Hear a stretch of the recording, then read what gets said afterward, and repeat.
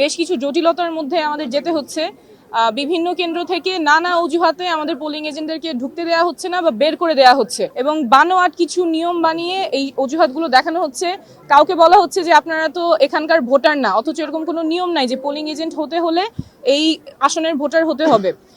তারপরে পুরুষ কেন্দ্রে নারী এজেন্ট সেই নিয়ম বলে বের করে দেওয়া হচ্ছে বা বিভিন্নভাবে হেনস্থা করা হচ্ছে, বলছে যে ফোন নিয়ে ঢোকা যাবে না, অথচ ফোন নিয়ে ঢোকা যাবে, ব্যবহার করতে পারবে না। তো এই বিভিন্ন অজুহাতে আমাদের যারা পোলিং এজেন্ট আছেন তাদেরকে বের করে দেওয়া হচ্ছে বা ঢুকতে দেওয়া হচ্ছে না, কিন্তু ভেতরে মানুষ ভোট দিচ্ছে, নির্বাচন হচ্ছে। এটা তো গ্রহণযোগ্য না। এটা সুষ্ঠু প্রক্রিয়া কিভাবে হয় তাহলে? এবং যখন আমি জিজ্ঞেস করছি নিয়মটা কিসে, তখন আবার ওনারা বলতে পারছেন। একটু আগে আরেকটা কেন্দ্রে গিয়ে আমার এটা নিজে সলভ করা লাগছে, কিন্তু আমি তো প্রার্থী হিসেবে গিয়ে প্রিসাইডিং অফিসারকে জিজ্ঞেস করতে পারবো না যে আপনি কোন নিয়মে কেন এই বানোয়াট অজুহাতে আমার পোলিং এজেন্টকে ঢুকতে দিচ্ছেন না বা বের করে দিয়েছেন। তো এটা তো কোনোভাবেই গ্রহণযোগ্য না। এবং যখন আমি জিজ্ঞেস করছি কোথায় নিয়ম, উনি বলছেন যে আমাদেরকে বলা হয়েছে। কে বলতেছে?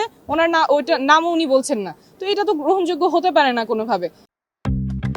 ভিটামিন সি আর গ্লিসারিনের সাথে নতুন লাক্স দেয় ব্রাইট গ্লো। আমরা চাইবো যে সুষ্ঠুভাবে নির্বাচন হবে, এবং এই যে বিভিন্ন অজুহাতে আমাদের পোলিং এজেন্টদের ঢুকতে দেওয়া হচ্ছে না, বের করে দেওয়া হচ্ছে, এটা কোনোভাবেই গ্রহণযোগ্য না। আমরা অনেকগুলি কেন্দ্র থেকে এরকম খবর পাচ্ছি। আমাদের কেন্দ্র কয়টা আপনারা জানেন? সো আমাদের অনেকগুলো কেন্দ্র থেকে রিপোর্ট আসতেছে পোলিং এজেন্ট ঢুকতে পারতেছে না বা বের করে দেওয়া হচ্ছে। এটা কোনোভাবেই গ্রহণযোগ্য না।